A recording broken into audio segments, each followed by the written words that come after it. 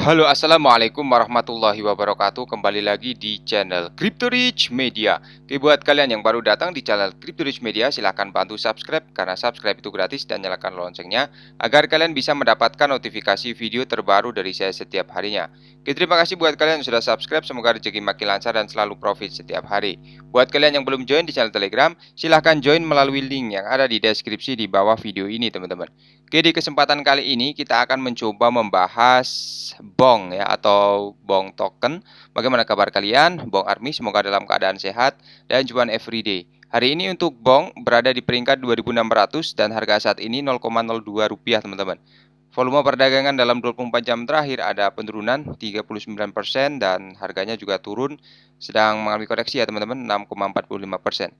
Oke, seperti yang kita lihat untuk Bong ini baru aja rilis di tahun atau di bulan kemarin, tetapi sudah naik ribuan persen ya. Bahkan sudah listing di Huobi, ada di Gate.io juga, ada di Bybit, kemudian Poloniex, Bitget juga, teman-teman.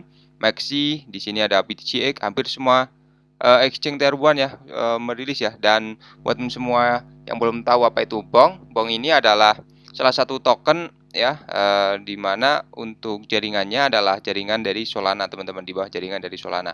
Oke, jadi sebelum kita bahas lebih lanjut mengenai Bong dan berita umum kripto, kita pantau dulu untuk hari ini. Market cap naik 0,06%, teman-teman. BTC di angka 268 juta lagi, Ethereum 20.600.000, sedangkan BNB 4,2 juta rupiah, teman-teman. Kemudian video ini hanya sekedar sharing yang berbagi ke teman semua. Segala keputusan untuk berinvestasi ada pada diri kalian sendiri. Selalu gunakan dana bebas ya jika ada ingin berinvestasi, teman-teman. Oke, untuk berita pertama kita langsung pantau aja di sini. Ternyata Maxi ya, dia mengadakan event ya, teman-teman ya. Jadi Maxi ini merefleksikan teman untuk berdagang akan mendapatkan 5,6 miliar Bong ya, dan siap diambil, teman-teman, di sini. Salah satu airdrop juga ya. Silahkan buat teman semua yang tertarik ya. Ini resmi ya dari officialnya. Oke, kemudian di sini untuk Viper Protocol juga membuat postingan mengenai Bong, teman-teman. Oke, di sini perdagangan bayar 1 Bong, tebak arah pasar up atau turun dan langsung menangkan 1 juta ya. 100 juta Bong akan tersedia, siapa cepat dia dapat ya, dengan cara untuk mendapatkan ini ya, menyukai kemudian biasa meretweet ya, seperti itu ya, teman-teman ya.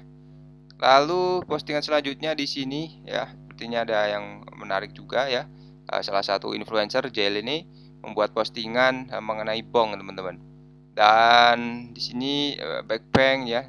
Kemudian di sini juga Hey Wallet ya. Dia membuat postingan. Jadi Solana community ini memang besar ya, teman-teman ya. Untuk apa ya, komunitasnya, teman-teman ya. Oke, di Bong ini kemarin yang udah cuan banyak ya, selamat ya, dari modal berapa ratus ribu bisa jadi puluhan juta, teman-teman ya, hanya dalam waktu berapa hari saja.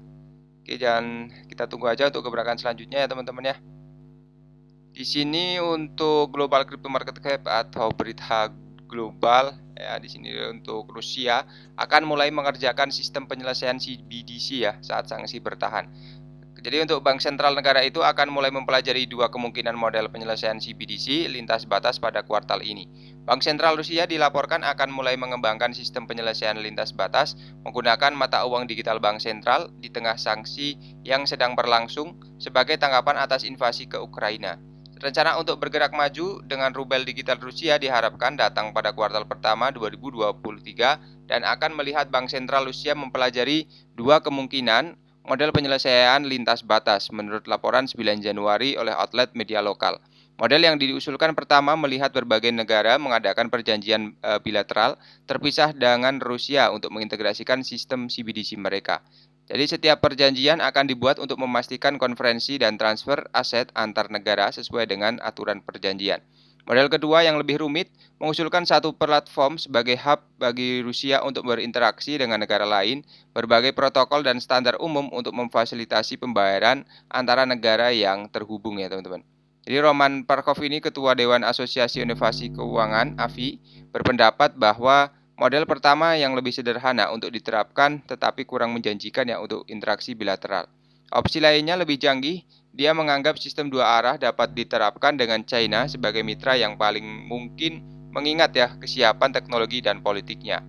Kemudian untuk laporan dari bulan September mengklaim bahwa Rusia berencana menggunakan rubel digitalnya untuk penyelesaian dengan China ya sekitar 2023. Namun yang lain percaya permainan CBDC Rusia tidak akan dilumpuhkan oleh teknologi.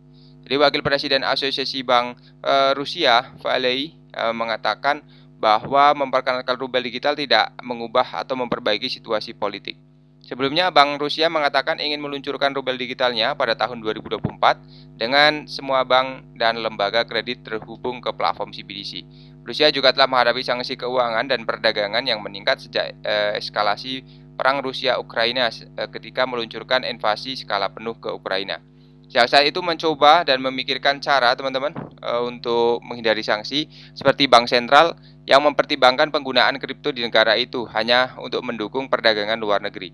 Bank Rusia dan Kementerian Keuangan juga mencapai kesepakatan pada bulan September ya, tentang aturan yang memungkinkan Rusia mengirim pembayaran lintas batas menggunakan kripto.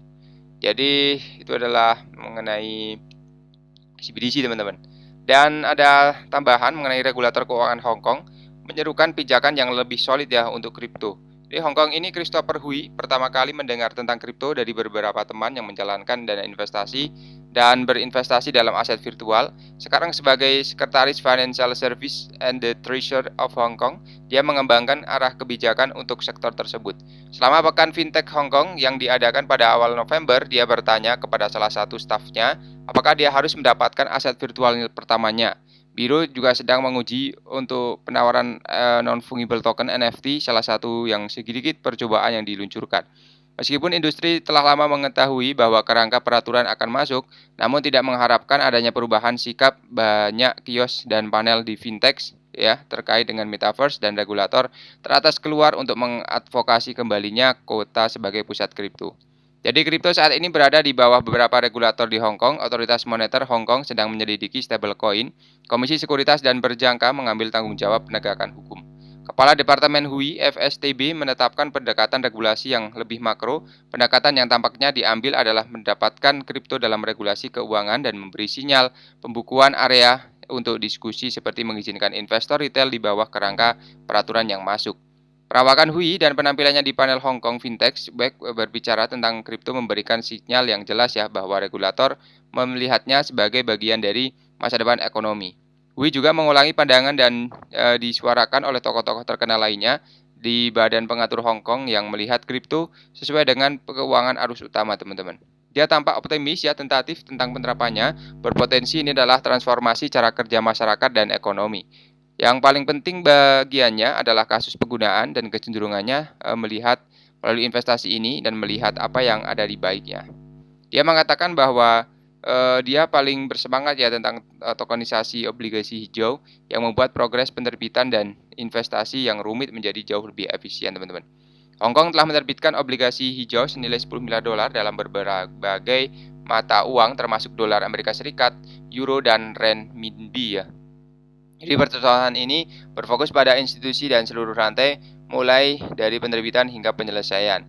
Hal ini juga mengatakan banyak di area mana teknologi yang dapat mengatasi hambatan dan mempersingkat langganan, teman-teman.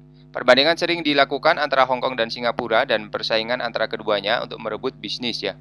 Satu negara dua sistem Hong Kong adalah fitur pembeda utamanya mengacu pada bagaimana kota itu dan bagian dari China, tetapi dapat mengatur urusannya sendiri. Jadi untuk pejabat dan memainkan peran perantara yang dimainkan Hong Kong dan China di seluruh dunia, namun ketika menyangkut aset virtual, mengingat larangan China Hong Kong memainkan peran ini, jadi peran yang dimainkan teman-teman. Jadi ini adalah gejolak ya untuk Hui ini, penolakan untuk memberikan perincian lebih lanjut ya tentang dana moneter Hong Kong yang baru diluncurkan akan mempertimbangkan untuk berinvestasi di perusahaan kripto. Jadi mereka ini terikat oleh mandat dan kebijakan mereka sendiri. Kemudian CoinDesk telah menulis tentang perusahaan yang tidak yakin tentang apakah Hong Kong dapat menetapkan kebijakan sendiri terkait kripto, dan Hui bersikeras bahwa itu bisa ya. Jadi mulai segar lagi ya untuk kripto ini.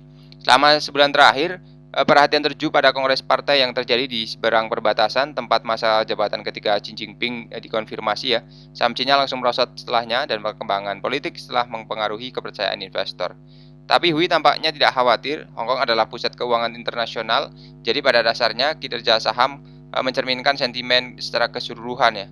Dan dia juga mengatakan bahwa selama ini operasi di pasar berjalan dengan lancar. Kemudian pada pembukaan Fintech Week, Hong Kong mengumumkan bahwa mereka berusaha untuk kembali lagi sebagai pusat kripto.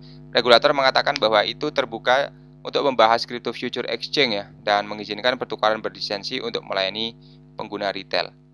Jadi untuk regulator juga terbuka ya untuk diskusi tema dari jawaban Hui ya, yang menahan diri untuk memberikan lebih spesifik ya tentang aturan standar persyaratan mungkin dimiliki regulator untuk investor ketika kita berkonsultasi di pasarnya.